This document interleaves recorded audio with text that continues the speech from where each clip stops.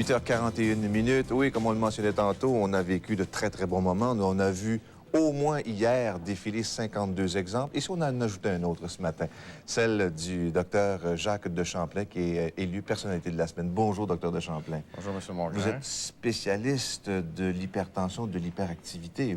Est-ce qu'on peut relier ça au stress? Bien, il y a une certaine part de relation entre le stress et l'hypertension artérielle, mais c'est une petite composante. Disons que nos travaux de recherche ont comporté surtout à faire un lien entre le système nerveux et l'hypertension artérielle. Et c'est un domaine assez complexe parce que lorsque nous avons commencé nos travaux, ce lien-là n'était pas connu. Et nous avons dû faire pendant plusieurs années des études pour essayer de démontrer ce point. Et je pense qu'aujourd'hui, il est assez bien accepté que le système nerveux pourrait jouer un rôle dans l'hypertension artérielle. Là, vous êtes loin de votre salle de cours, vous êtes loin de votre laboratoire, vous êtes loin de votre clinique. Est-ce que ça vous stresse un petit peu, cette situation-ci? Disons que la situation ce matin est plus stressante que celle que je connais habituellement. Mais je pense qu'en votre présence, c'est assez facile de pouvoir composer avec ce stress. Docteur de Champlain, moi, j'ai souvent l'impression, et je le dis à haute voix, que le stress, ça raccourcit la vie. Est-ce que c'est vrai? C'est effectivement vrai. Je pense que dans la vie, il faut essayer de trouver des moyens d'être le moins stressé possible. Et je pense que, finalement, pour y arriver, il faut être capable d'avoir des moments de détente. Il faut être capable de faire ce qu'on aime aussi dans la vie. Je pense que c'est ce qui est le plus important. Est-ce qu'on est capable de le contrôler? Est-ce que ça se contrôle, effectivement, le stress? Moi, je pense que ça se contrôle par toutes sortes de façons. On peut par la relaxation y arriver. On peut aussi par le sport. On peut par la détente. Et on peut simplement en aimant son métier. Et si on n'aime pas son boulot, peut-être en trouver un qui nous convient mieux. Et à ce moment-là, on élimine le stress. Cependant, l'hypertension, ça, c'est plus une maladie. En fait, disons que ce n'est pas à toute fin pratique une maladie. C'est plus une condition qui peut conduire à des maladies. C'est plus un facteur de risque. C'est tout simplement un chiffre, la pression artérielle. On prend votre pression artérielle. Si elle est plus que 140 mm de mercure sur 90, on va vous dire que vous êtes hypertendu.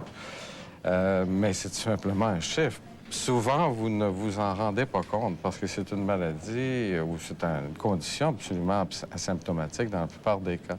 Et c'est pour ça qu'il est excessivement important que les gens se rendent compte que il est important de faire prendre sa pression artérielle occasionnellement. Lorsqu'on en a l'occasion, si on va voir son médecin, par exemple, on peut lui demander de prendre notre pression artérielle. Et ce qui est intéressant à propos de l'hypertension artérielle, c'est que ça se contrôle bien, en général, et qu'en contrôlant l'hypertension, on peut arriver à prévenir toutes les complications cardiovasculaires qui y sont associées. Donc, c'est pas dramatique que d'être hypertendu, mais ce qui est important, si on est identifié, c'est de prendre ses médicaments pour pouvoir arriver. Mais justement, si c'est pas contrôlé, est-ce qu'on l'appelle encore le tueur silencieux? Oui, bien, exactement. C'est un tueur silencieux parce que la plupart des gens ne savent pas qu'ils sont hypertendus. Et il y a des statistiques effarantes au Canada qui nous indiquent que 42 des patients hypertendus ne savent pas qu'ils sont hypertendus au Canada. Et c'est excessivement important et c'est pour ça qu'il faut faire un effort particulier pour essayer de connaître sa pression artérielle et essayer de la faire contrôler. Dans le cadre de votre formation, vous avez été mis en contact avec des professeurs qui vous ont guidé, qui vous ont aidé. Est-ce que ça se fait encore aujourd'hui, cette relation entre professeurs et étudiants, là, où on voit qu'on les pousse, on les guide, on les chemine dans leur formation? Oh, ben oui, je crois que ça reste essentiel. Je pense surtout en recherche. La qualité des mentors, leur enthousiasme, leur passion se transmet finalement de professeur à étudiant et à travers ce qu'on peut faire, bien, on essaie de transmettre à nos étudiants la même passion qui nous a animés pour faire cette recherche-là. Puisque vous parlez de recherche, est-ce que vous heurtez, vous aussi, à des problèmes financiers, des problèmes de budget? Oui, mais c'est un très grand problème parce que lorsqu'on fait de la recherche, finalement, on la fait à l'échelle internationale. On ne fait pas une recherche québécoise, on ne fait pas une recherche canadienne parce que nos travaux sont présentés dans des revues scientifiques, présentés dans des congrès qui sont en compétition avec tout ce qui se passe dans le monde entier. Ils sont acceptés, nos travaux, ou pas, selon qu'ils sont meilleurs ou pas que ceux qui se font ailleurs.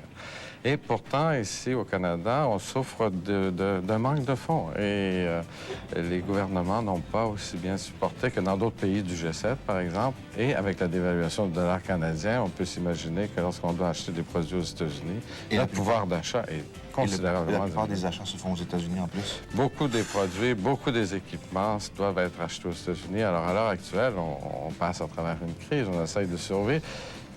faudra trouver un médicament pour contrer le taux de change. Félicitations pour cette nomination, Dr. de Champlain. Merci On vous verra l'an beaucoup. prochain. Et je vous félicite pour votre prestation d'hier et l'excellence du gala que vous avez animé. Je pense que l'excellence vient du fait des personnes qui ont été mises en nomination. Merci infiniment. Merci. 8h46, le temps d'une pause, et Richard Latendresse nous revient.